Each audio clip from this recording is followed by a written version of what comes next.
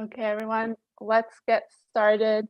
Thank you so much for joining us today. I'm so pleased to be able to welcome you to the Girls in ICT Day event. My name is Maria Rahani. I am the lead for the public conversation here at Generation Equality Forum. Before we get started, I would like to remind everyone that we do have interpretation available. So if you are in the Zoom chat, please make sure to select your language at the bottom of the chat so that you can follow along. Even if you speak English and so are understanding me in this moment, this will be a multilingual conversation, so it's important that you select the appropriate channel. Okay, with that said, and before we start the event, I just wanted to give a quick overview of the Generation Equality Forum for those of you who are new to this space or haven't joined us before. Generation Equality Forum is a set of global gatherings that is co-hosted by UN Women, Mexico, and France, celebrating the 25th anniversary of the Beijing Platform of 1995. We're taking stock of the gains we've made in those 25 years and also thinking about where we want to go in the next 5 in order to see a real full implementation of the platform. One of the things that's really amazing about the forum is that it is a multi-stakeholder event, meaning that we're seeing member states, private sector, civil society, youth organizations, all coming together at the table to talk about these issues. We consider the public conversation platform really the public seat at that table. It is an opportunity for you to hear what's happening in these rooms, to give your opinions. We'll be asking you for your ideas as we move towards the outcomes of the forum. So if you have not checked out the platform, if you haven't joined us, please make sure you do so. We'll be adding more of these events in the coming months, and we'll be excuse me, asking you for your opinion as we get closer to Paris in June. So with that, I'm going to turn it over because I know that you all came here to talk about women and girls in tech. We are so thrilled about this lineup of panelists. I think it's going to be a really wonderful conversation. And to start, I'm going to hand it to our incredible moderator, Zerina, who will be giving us an overview of her work and also introducing the panelists. Thank you so much. Thank you, dear Maria. Thank you for your introduction. Dear panelists and attendees, I want to welcome you all on today's session and wish you a happy Girls in ICT Day.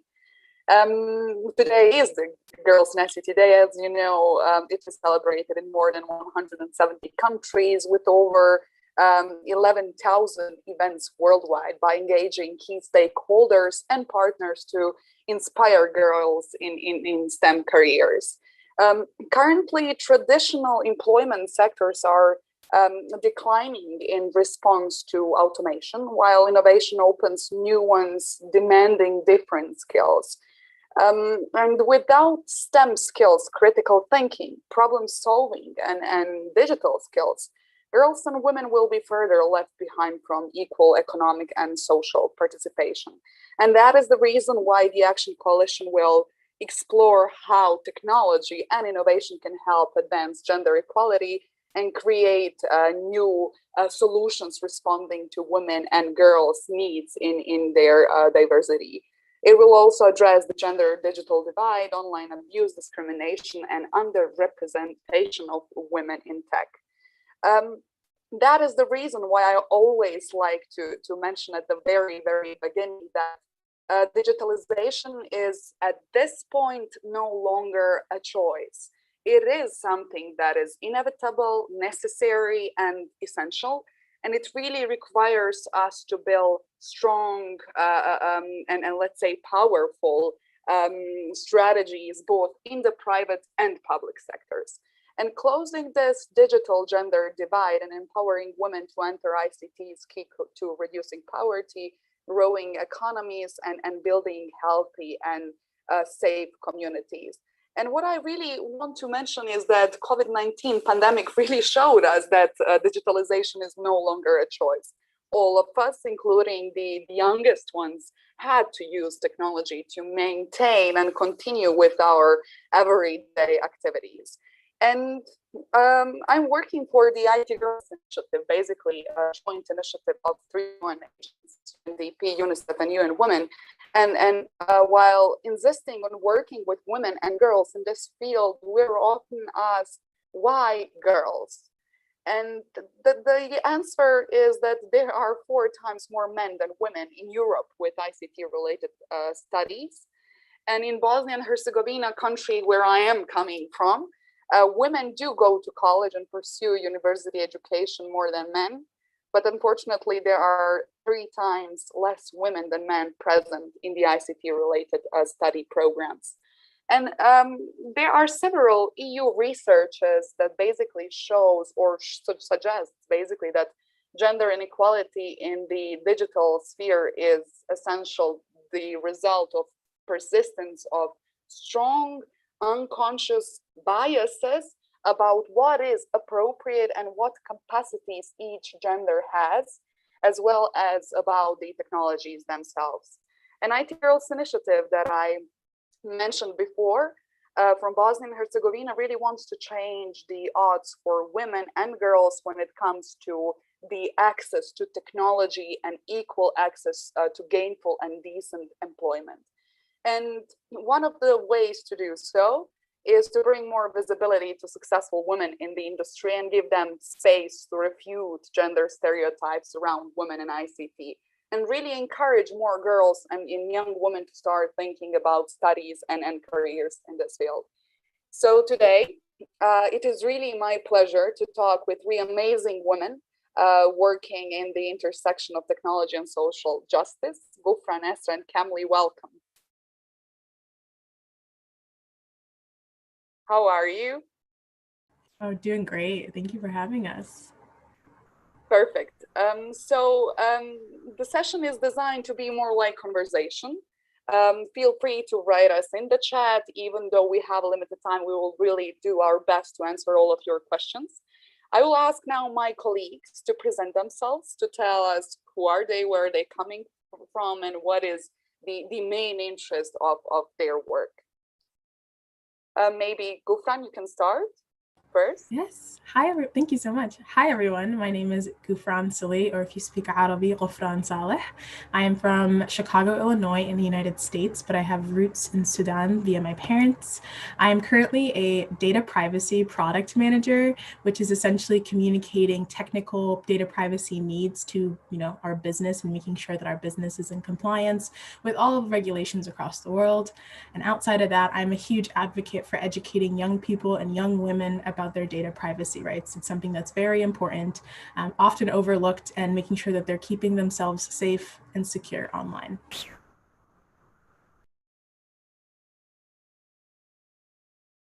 Oh, Zerina, I think you're on mute. Thank you very much, Ghufran. Kemly?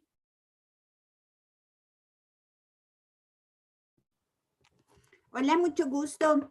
Mi nombre es Kemly Camacho. Yo soy coordinadora de la cooperativa Sulabatsu aquí en Costa Rica. Es una empresa sin fines de lucro, autogestionaria y asociativa que trabaja en el tema de desarrollo local con tecnologías digitales. Y desde hace 10 años venimos trabajando un gran programa que se llama TICAS, que busca generar un liderazgo de las mujeres en la industria digital o en el sector digital a través de diferentes estrategias, una de ellas orientadas a las niñas y a las adolescentes, y que tiene como objetivo que las tecnologías digitales sean un espacio para posicionar la voz y las propuestas de las mujeres más jóvenes. Mucho gusto y un placer.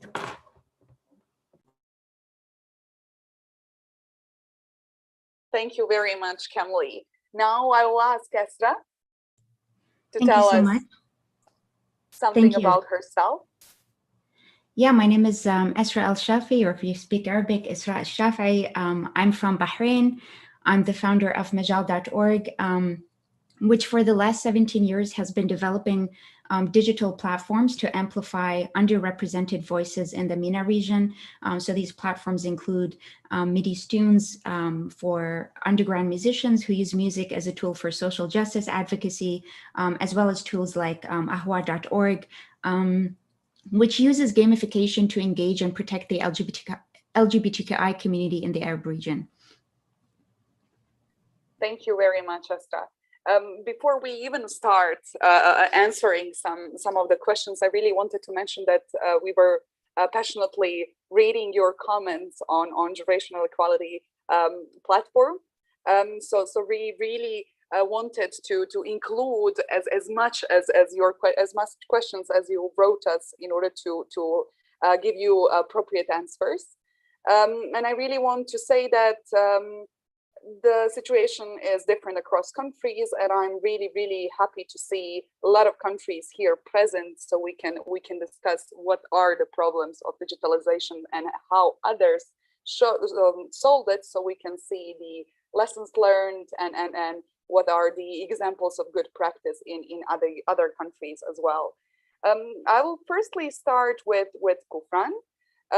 You already told us that you have really successful career in the IT sector, and I was really I wondered how basically did you get involved in the field of the ICT, and to explain a bit more about the branch that you're currently working in, and maybe somehow to compare the beginning, whether you were afraid to enter ICT and what are you feeling right now. Yeah, that's a great question. Thank you. So this actually starts like back in elementary school, like primary school. We actually took ICT classes in preparation for IGCSE, which was the exam that we were going to take for college. And so I fell in love with computers just generally and figuring out how they work.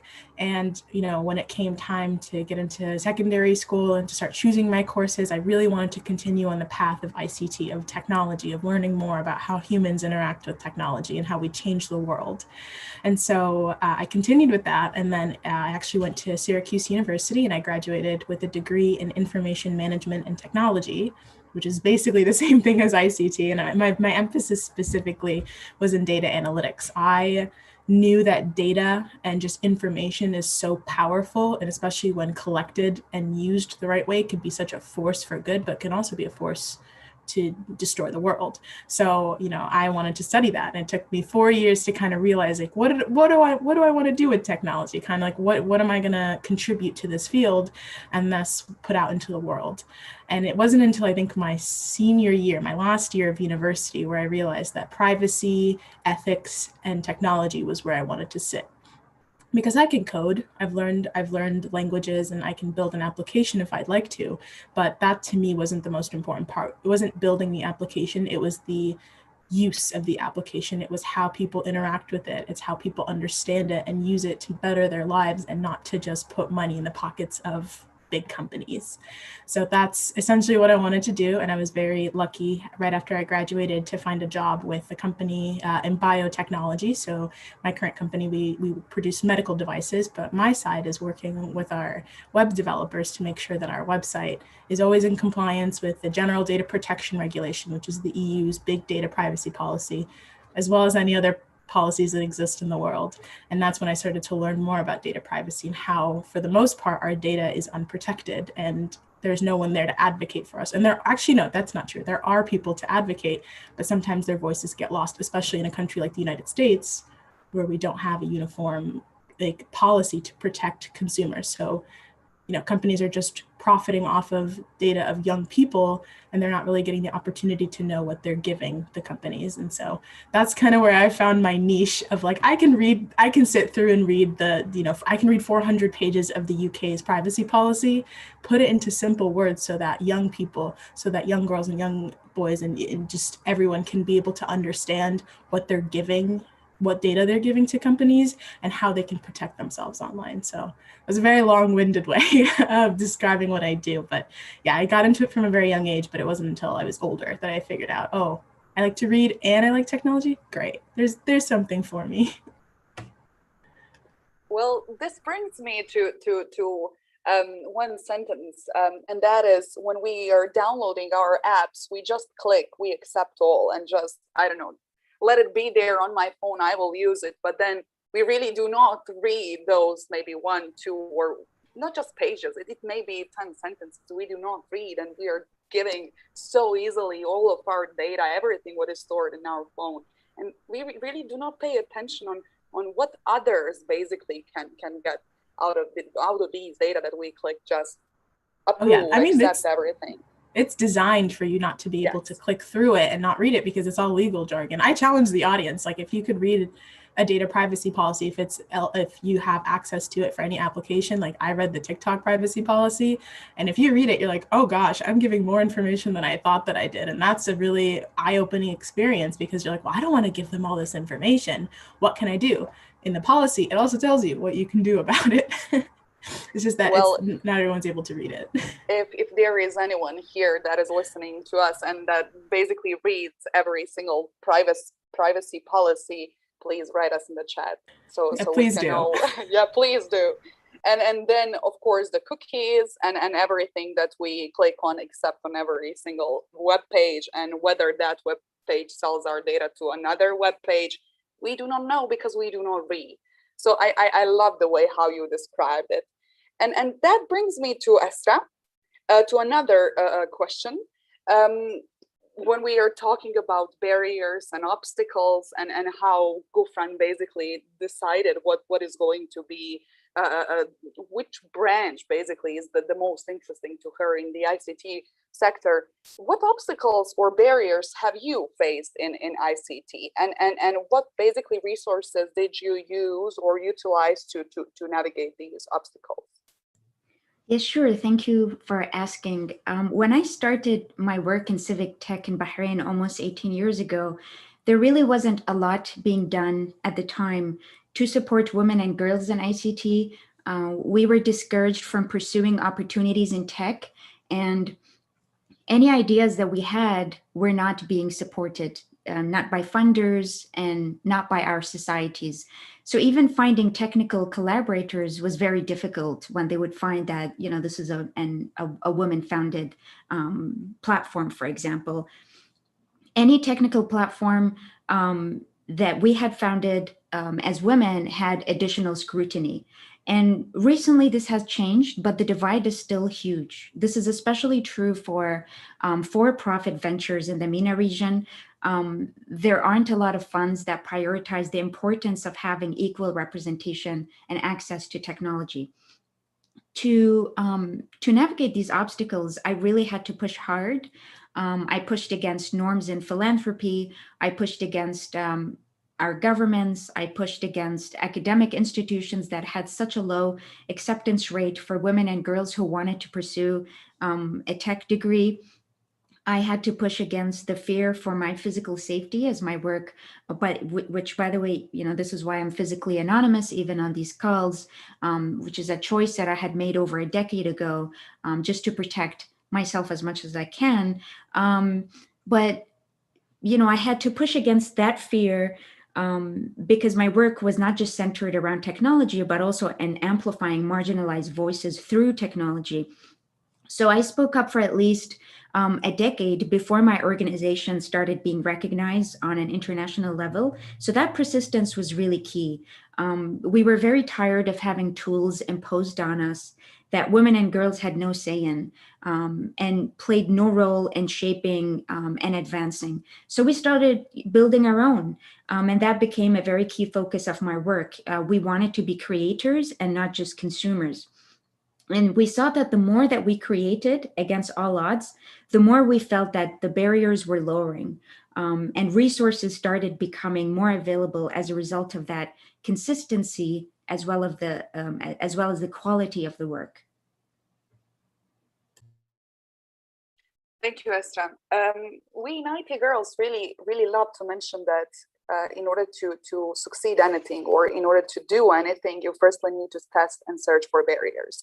Only after proper identification of barriers, you can search for the potential solutions. And you can see other initiatives, other projects, other organizations who did the same, and learn from them, not just from their successes, but also from mistakes.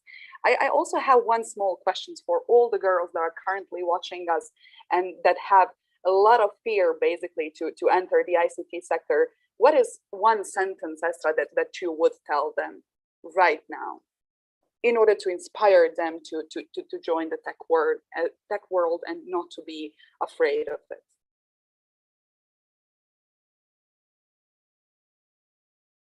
Esra'a, can you hear me? Oh, this for me, I thought it was Yes. for everybody. I was seeing, excuse me, I was seeing Ghufran think about something. So I wanted to give that opportunity. So one sentence only I could share, right? To kind of encourage them to overcome that fear. Yes, just one motivational sentence. Well, I would say go for it, because you just sort of have to be the future that you envision. No one else is going to create that for you. So you have to be the creator that makes that possible. Amazing. Amazing, Esra'a. Thank you very much. Because in my experience, and when you take all of the researchers all around the world, let's say in Bosnia, we see that nearly 33% of girls are thinking that their families would never encourage them to enter the tech world, because tech world is not for women. It is reserved for men only, and it is male dominated sector. And those are the things that we really need to talk about, to give them motivation to do whatever they want to do, and that there is a place in this sector for them as well. And that brings me to my next question to Kemly. Kemly, when girls are having difficulties to be involved in the ICT sector, let's say in your country, they may be, I don't know, traditional issues. They may be several stereotypes, or they do not have IT equipment or IT connection at all. I don't know. There are so many different problems across the globe. What is your advice, and basically what you used to do in the past and what you are currently doing in order to overcome all these difficulties when it comes to empowering more women to enter the ICT sector? Gracias, y muchas gracias a mis compañeras de panel, la verdad muy interesante. Si yo tuviera que darle una frase a las chicas, les diría que el mundo digital es otro espacio donde tenemos que transformar, y es otro espacio que tenemos que construir para nosotras mismas. Yo quería, digamos, reflexionar alrededor de 5 cositas, digamos 5 cosas a partir de la experiencia que nosotras hemos tenido ya de 10 años de trabajar con niñas y adolescentes y muy especialmente en zonas rurales. Yo creo que algo que me hizo mucho pensar, Ghufran, es en relación a cómo es que vamos a incorporar a las niñas en los sectores tecnológicos. Yo creo que tenemos que encontrar caminos desde otros referentes distintos a cómo se ha construido el sector de tecnología, porque el sector de tecnología ha estado construido principalmente por varones urbanos blancos. Entonces, nosotras las mujeres tenemos que empezar a imaginarnos otra tecnología y construir otras formas tecnológicas. Una cosa que dice Ghufran y me parece muy importante es que las niñas comprendan cómo funciona la tecnología. Ghufran se refería, por ejemplo, a que ella trata de popularizar todos los términos, digamos, de referencia del uso de las plataformas, pero yo creo que podemos ir más allá. A las niñas hay que enseñarles cómo es que funciona la tecnología para que ellas puedan asumir responsablemente el uso de esas herramientas. Es como cuando les damos una tijera y están chiquitas, ¿verdad? O sea, ellas tienen que aprender cómo funciona, que hay tijeras que hacen daño, etc. Es lo mismo, ¿verdad? Entonces, para mí un primer punto es que tenemos que, y eso no se hace mucho, ¿verdad? Tenemos que popularizar el funcionamiento de Internet, ¿verdad? Para las niñas. Ese es para mí un primer consejo y sigo a Ghufran en ese aspecto, ¿verdad? Lo otro que me parece muy importante es que lastimosamente en nuestras sociedades, ¿verdad? Las niñas que pueden acceder a tecnología y utilizarla frente a quienes no la pueden utilizar, no solo genera una desigualdad, sino que a veces genera hasta una culpa, ¿verdad? Una especie de vergüenza social de no poder yo utilizar esas herramientas, no saber cómo hacerlo, ¿verdad?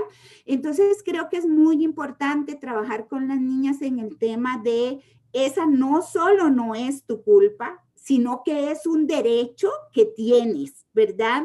Porque como la sociedad nos impulsa tanto a la competencia, ¿verdad? Competir unas con otras y las que no tenemos las herramientas suficientes quedamos totalmente rezagadas e invisibilizadas. Entonces creo que tenemos que ayudar a las niñas a hacer un giro de el yo me siento excluida a yo tengo un derecho, ¿verdad? Entonces eso también es otro trabajo que nosotras venimos haciendo. Este es, digamos, un derecho que ustedes tienen, ¿verdad? Y entonces les proponemos de alguna manera empezar a abordar mucho más colectivamente que individualmente el acceso a las tecnologías y la incorporación de ellas en el mundo tecnológico. Y en esto también hacemos un giro porque en general se mira la incorporación en el mundo tecnológico desde la competencia, desde la individualidad, desde el éxito comprendido como el tener la mejor empresa, la mejor aplicación, las mayores ganancias, ¿verdad? Entonces, buscamos con las niñas que propiciar mucho más usos colectivos de la tecnología y soluciones colectivas de la tecnología. Entonces, a mí me parece muy importante darle también ese giro desde la perspectiva de las mujeres hacia usos colectivos y no tanto usos individuales. Y finalmente, generar todas las posibilidades para los espacios creativos de las niñas y las jóvenes, ¿verdad? Las tecnologías tienen que conectar con las propuestas que ellas tengan, o sea, con las visiones que ellas tengan. Hay que ayudar, hay que apoyar con tecnología que ellas puedan hablar. Yo creo que si hay un grupo, por lo menos en la experiencia de mi región en Centroamérica y en Costa Rica, si hay un grupo etario que está muy poco escuchado, son las niñas y las adolescentes, ¿verdad? Entonces la tecnología, como decía antes Sara, el uso de la tecnología con la música, con el dibujo, con los fanzines, los journals, otro tipo de herramientas que le permita a las niñas realmente posicionar sus propuestas y sus visiones. Es el cuarto, digamos, mensaje que quería dar en términos de cómo abordar esta exclusión de las niñas de las áreas tecnológicas. Gracias.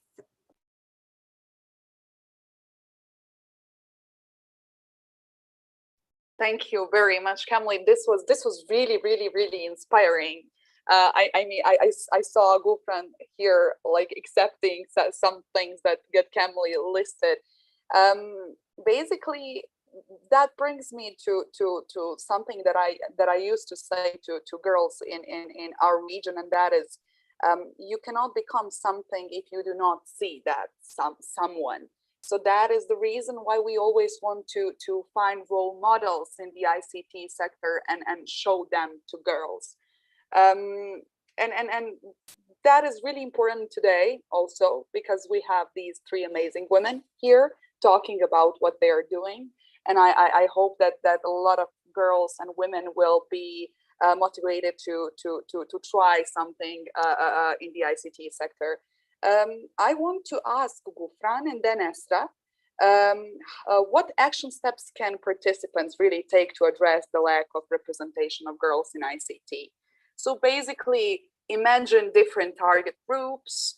What would you advise them to do, and how can they basically do it in order to have more women in their countries that are interested in the ICT or that they are working in the ICT sector?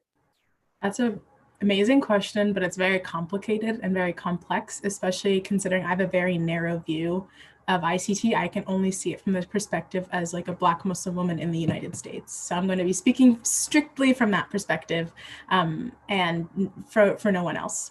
So one of the things that I think is really important to recognize is the power of mentors and allyship, and why that's really important to start that from a young age. If I would have seen more Muslim women or more Black women or more women, period, in the field of technology presented to me either through media or through my classes, I would have had, I wouldn't have as much imposter syndrome as I do right now. I wouldn't feel as though I don't belong in this field. All of the class, pretty much every single class that I took in high school that was related to, or in secondary school that was related to ICT was taught by a man. And it was a white man in a majority white male class. And at times you feel inadequate, or you feel, oh, my project isn't going well. Let me go to my professor, let me go to my teacher, let me talk to them. My teacher was never empowering to me. He would always just say, you know, you're not trying enough, you're not reading enough, you're not, you know, coding it the right way, you missed a semicolon here. And that's really discouraging to hear. That was like to the point where I almost was like, should I even be in this field?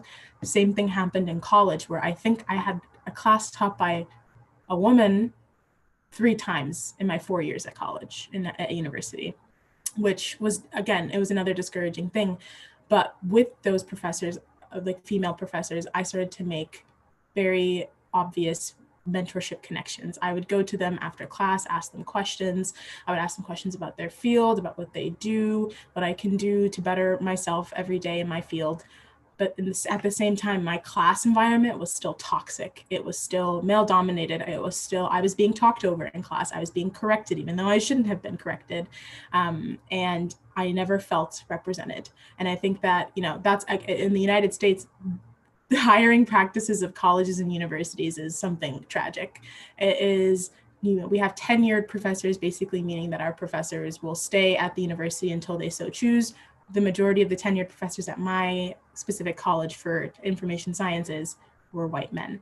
And they didn't want to change that. They didn't want to hire new professors. They didn't want to have speakers come in who represented my identities. And that was wrong, because that produced such the opposite of empowering environment for the women of my class. And we all felt that. But the thing is, we all came together and we didn't compete. We realized that if we competed as women, we weren't going to be able to make our mark in this field and in the college that we wanted to. So we all came together. We would all like come together for projects, or if we needed help with a coding assignment, or if we were looking for career advice towards the end of our university experience, like I knew that I could go to any woman in my college and ask for help. And that was so great. But I wish we had more support from our institutions. And that's the thing, is what Kemly was saying, is that this field, these institutions, they were built by men, by white men for white men. And it is, I mean, I am taking it upon myself to try and dismantle that at my college level or at my organizational level. And yeah, it's a lot of work and it's tiring and it's tough, because in my department, I'm one of the only Black people. I'm one of the only women. It's very difficult, but I will still take on that responsibility to kind of start paving the way for other people, because I never, ever, ever in my life want anyone to feel the way that I did. And so, you know, from my perspective, I think to start addressing that, it's representation, it's speaking up, and it's, oh gosh, what's the last thing? It's finding those mentors and those people to empower you. And they don't even have to be in ICT. You know, a lot of my mentors are not in my field, but they still give me that advice that I need to be able to push on and not feel that sense of, oh, I'm an imposter, let me quit. Because I contemplate quitting at least every week. And the thing is, you know, going back to what we were saying earlier, if I could offer one piece of advice, is that if it scares you, if this field scares you, if the innovation scares you, that's great. Take that with you and push forward, because it's going to be worth it. It's so, when you see the change that you'll make, the work that you do, the people that you'll be able to meet, it's unlike anything you ever feel. Thank you. So baby steps, when it feels scary to jump, that is exactly when you jump, basically going baby steps, one step by one step, and until you basically finish or I don't know, have your goal on your plate, and you are absolutely you're feeling wonderful Zerina, because you ¿puedo achieved it. complementar a Ghufran? Of course, please. Yo, siguiendo a Ghufran, a veces a nosotras nos preocupa mucho impulsar que las chicas ingresen a las carreras tecnológicas. Y nos preocupa mucho porque a veces sentimos que las estamos mandando a la guerra solitas, ¿sí?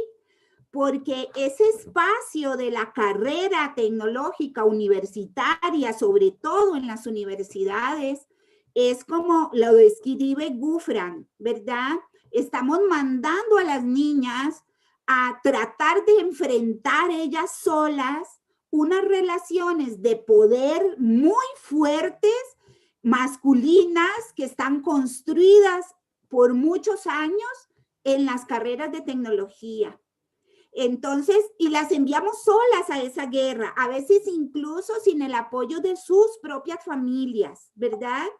Entonces, creo que en eso tenemos que empezar a empujar códigos inclusivos para las carreras tecnológicas, que las certificaciones de las carreras universitarias incluyan el enfoque de género, sobre todo las de ciencia y tecnología. O sea, no podemos seguir pensando en que la responsable de transformar a la ciencia y la tecnología es la chica. No podemos seguir haciendo eso. Creo que nos hemos equivocado en eso. Tenemos que empezar a generarle nosotras los espacios apropiados para que ella no vaya para la guerra, porque así es como muchas veces ellas se sienten, ¿verdad?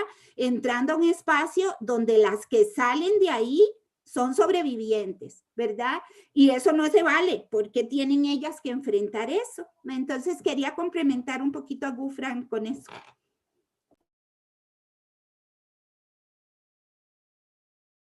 Thank you, Kemly. So basically, to pave the way, as we would say, I would also, I really want to ask Esra'a on her opinion on this topic. I think it would be valuable insight from the three of you, thinking from different perspectives. But then again, Esra'a, can you hear me? Yeah, sure. Perfect. So for me, I think it is so crucial to provide also educational resources that are accessible, free, or very affordable. I wouldn't be where I am today without open source software and video tutorials that really taught me the limitless possibilities of technology.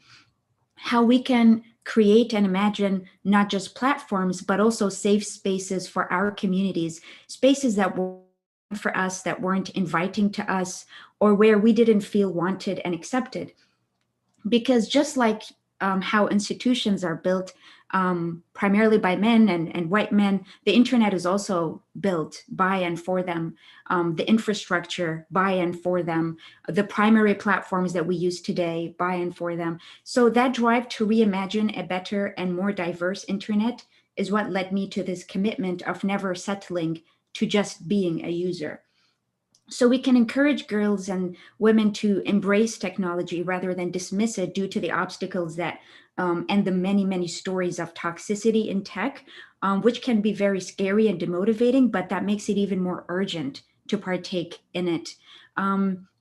It's important to also carve out spaces where it's enjoyable to learn, but more importantly, safe to engage in these educational activities, safe from harassment, safe from trolling, safe from any forms of abuse.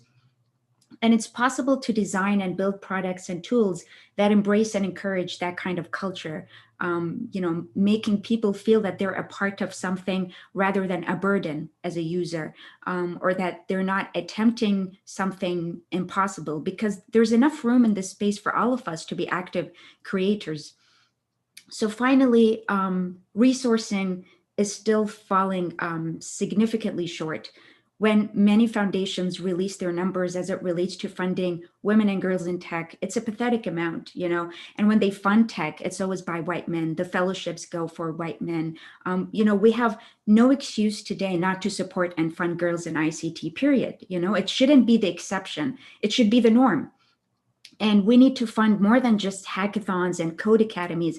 We need to fund projects and platforms that are being born out of these learning sessions, out of these collaborations. We need to encourage and support these collaborations and ensure that they're resourced, you know, to take on some of the most pressing challenges in our societies.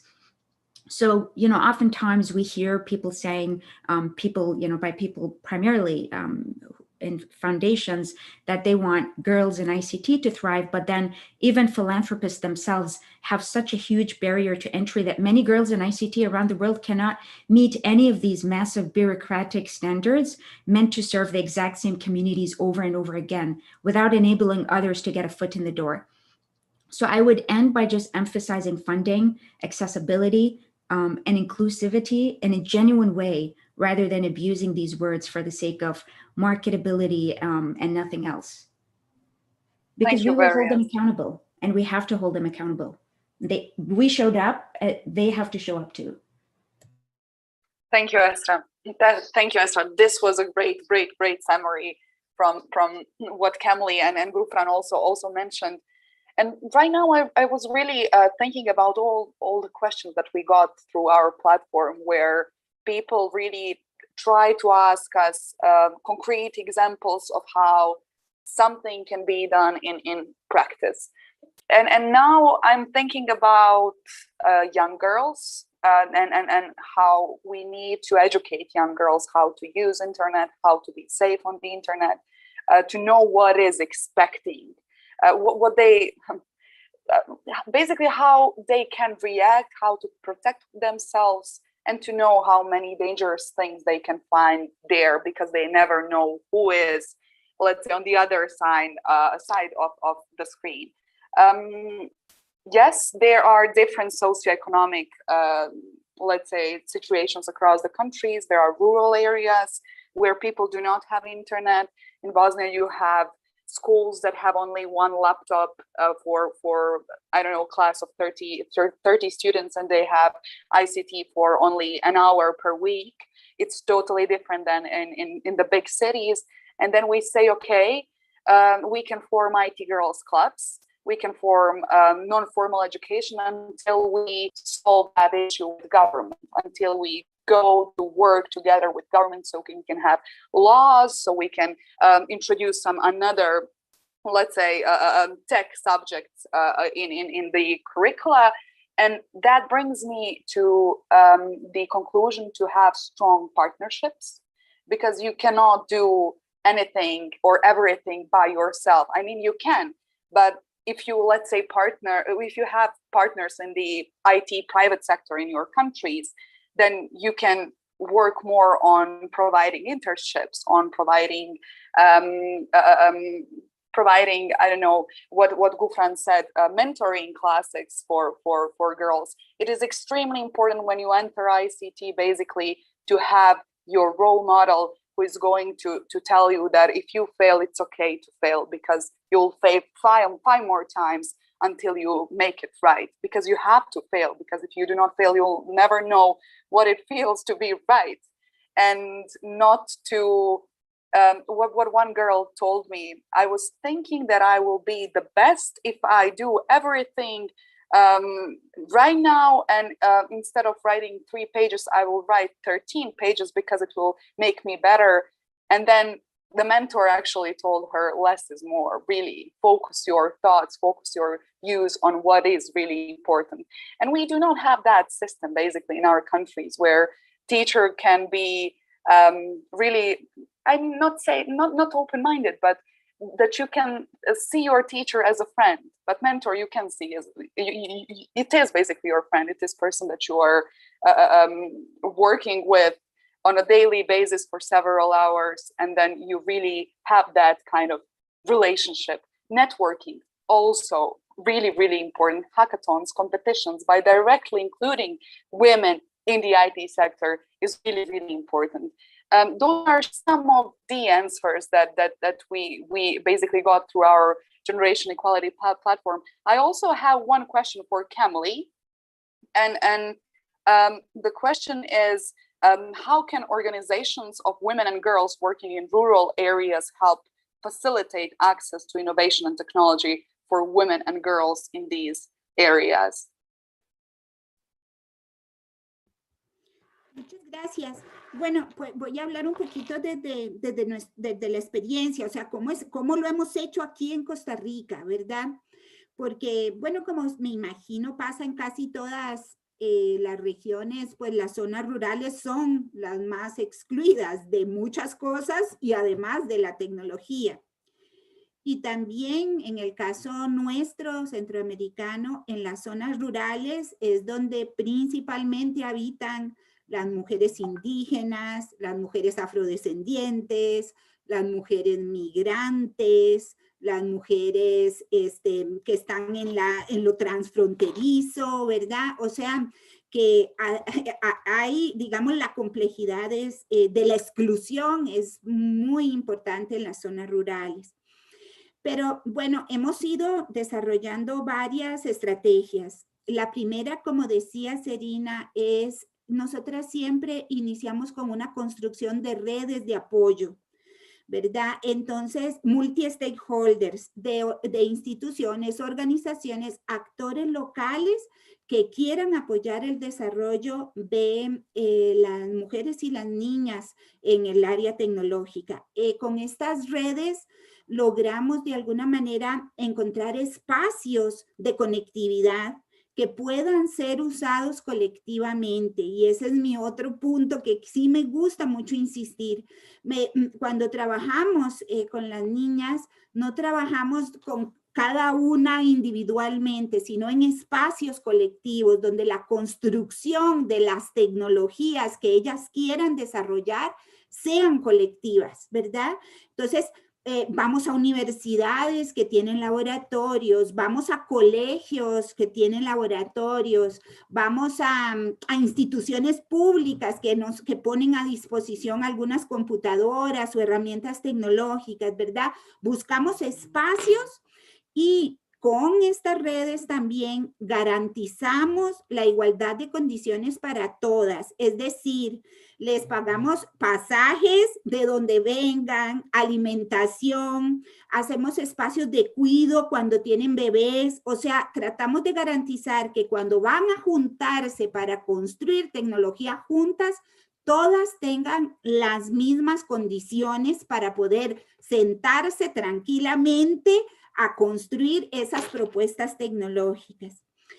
Lo segundo, digamos, que nosotras hemos aprendido es que con las niñas y, bueno, con las mujeres en general, pero para niñas y adolescentes ha sido para nosotras fundamental relacionar las necesidades de su entorno inmediato con soluciones tecnológicas o con propuestas tecnológicas. Entonces, por ejemplo, las niñas centroamericanas están preocupadas por el ambiente, están preocupadas por los entornos de violencia en donde viven, están preocupadas por el abandono que tienen, están preocupadas por la pobreza en que viven. ¿Cómo hacemos para conectar la tecnología con esas preocupaciones, verdad? O sea, creo que una estrategia que a nosotros nos ha servido mucho es la conexión de las propuestas tecnológicas de ellas con su entorno inmediato directo, ¿verdad? Y además este es un abordaje feminista, ¿verdad? Primero nosotras las mujeres atendemos ese entorno inmediato en el que vivimos, ¿verdad? La tecnología con un enfoque feminista debe tener esa prioridad, ¿verdad? Entonces, y lo tercero, digamos que yo diría, es que utilizamos herramientas tecnológicas para fomentar la creatividad. Entonces, por ejemplo, ellas desarrollan productos de biosonidos, por ejemplo, donde con los sonidos de su entorno desarrollan una propuesta, ¿verdad?, sobre cómo es su vida, por ejemplo, ¿sí? O con el rap, trabajamos mucho con rap y con música digital. Trabajamos mucho con historias digitales basadas en imagen, ¿verdad? Entonces, para mí la fórmula es una red de apoyo, un espacio colectivo, condiciones similares, conexión de las preocupaciones inmediatas con la tecnología y el fomento de la creatividad lo más que se pueda, olvidándose de soluciones estructuradas ahí, ¿verdad? Que vienen de otras formas de pensar, digamos. Entonces, esas es como para nosotros las 5 cosas que han sido muy importantes para abordar el tema de las niñas y la tecnología que impacte en sus vidas. Thank you very much, Kemly. This is really, I mean, those insights are really, really valuable. I'm 100% sure to all attendees that are currently listening to us. But I still have small amount of time to ask Ghufran and Esra'a one more question, and it is, what are some policy wins that we have seen to ensure gender equality in technology? Have you seen them, or do you know some examples of practice that worked elsewhere? So you can share it here with our panelists and our attendees. So maybe they can, I don't know, formulate thoughts, views, beliefs based on those policy wins that worked elsewhere. Ghufran, you go first. So you could see me thinking, I'm sure. So I'm not the most educated on the topics of gender policies in the United States as it comes to ICT, because I don't want to speak, again, I'm not trying to speak out of turn, but this isn't something that we're widely seeing. It's just companies are allowed to hire who they want to hire, and organizations are allowed to sponsor who they want to sponsor. What I've seen that works is contracting organizations like Girls Who Code, Girls in IT, to companies or to universities in order to integrate more women into their, and breed more, not breed, oh God, that's a terrible way of saying it, but inspire more women to join their organizations and join their companies. As kind of like a funnel into a career path.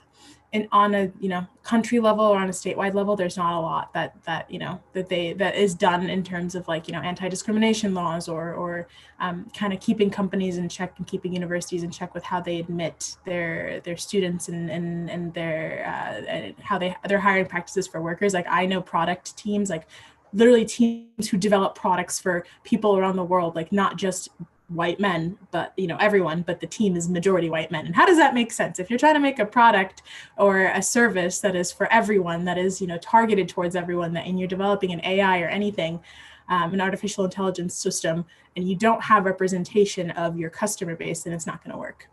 So one of the things that I've seen is just partnering up with organizations. Implicit bias training has become a very big thing in corporate nowadays, and in universities as well, where they have they're all professors or all workers or all teachers go through a set of trainings that help them get rid of whatever bias that they might have against women and people of color. Does it work? Sometimes it just doesn't get to the target audience that it needs to get to. So it's still a very complicated issue in the United States, and it needs to be addressed. But there are still ways that they're working on it. I think that the change is slow, but we're changing something. It is slow, and I think that us today being here talking about this topic is really, really important. That is one more step, really trying to talk about all those biases. You identify them properly, about all stereotypes that many women are faced worldwide. Talking about networking and having this kind of structure of people that you can contact in case, you have problems around something or you need help towards something. Then partnerships, again, Ghufran, you said partnerships, strong partnership, because we are all in this together. And then it brings me again on digitalization is no longer a choice. There it is. It's knocking on our door. I mean, it's already there. And we need to work together, really together as men and women equally, because, you know, in order to be sustainable, we really need to be present equally in the ICT world. Esra, do you have something to add? Yes, I think, you know, unfortunately, in terms of policy throughout the region, I'm not super encouraged by the progress, but I also see many other organizations innovate and fight hard for to protect women online, not just human rights advocates, but also just protecting their very digital identities, sometimes even just the right to exist online. So we see this also through the work of the Digital Rights Foundation in Pakistan, for example, and their policy advocacy to protect women and girls and even trans communities online against harassments. And then we also see the Wikimedia Foundation is making a lot of effort to ensuring women are better represented in Wikipedia, that we take big steps against trolling and abuse towards trust and safety, so that the effort of building knowledge is equitable and accessible to everyone. So these are all, you know, small steps, but they're steps in the right direction. It's also advocacy groups, you know, holding technology platforms accountable for any policies that make it easy to get away with abusive behavior towards women, which is a profitable problem for them, but a devastating problem for us. So, you know, as you said, it's slow, but we're definitely inching towards more wins in the future. Thank you very much, Esra. I really wanted to close this talk with the sentence that basically, united we can do more, and we can do a lot. And I would really love if Maria, Naomi, or someone can share maybe our email addresses with the attendees and participants, basically, in case you have any kind of questions, or if we can provide any help to you. We're standing fully at your disposal, because only that way we can share our thoughts, share our views, share our beliefs. And I really strongly believe that we all have, I would say, a small bubble of people, you know, the people that you're surrounded with. And in case you change your thoughts or views on something, maybe you can change the thoughts or beliefs of your bubble as well. So yes, I think that is the key to let's say, empowering each other, being there for each other, and working together on more sustainable changes through partnerships, through collaboration. And I would really love to invite all of our attendees to visit Generation Equality Platform. There you can find out more about Action Coalition, about the plans for the next years, about what we talked today, and of course, other topics as well. I will give my floor now next to Maria. I really want to say thank you to Kemly, to Ghufran and Esra for being here with us today, for sharing their stories, for sharing everything, basically what they faced in previous, in the past, and what they're facing right now, and the ways how they're dealing with situations in their countries. I hope you can find out more, and of course learn a lot from these great and amazing women. Thank you very much. Thank you so much. Thank you to all of our panelists. This was a wonderful discussion. And to everyone who joined us, please, if you would like to learn more, as Zerina said, join us on the platform. We have a really lively conversation happening there about innovation and tech. And I hope you continue to join us as we look forward to the Paris Forum in June. Thank you, everyone. Have a good day. Thank you very much.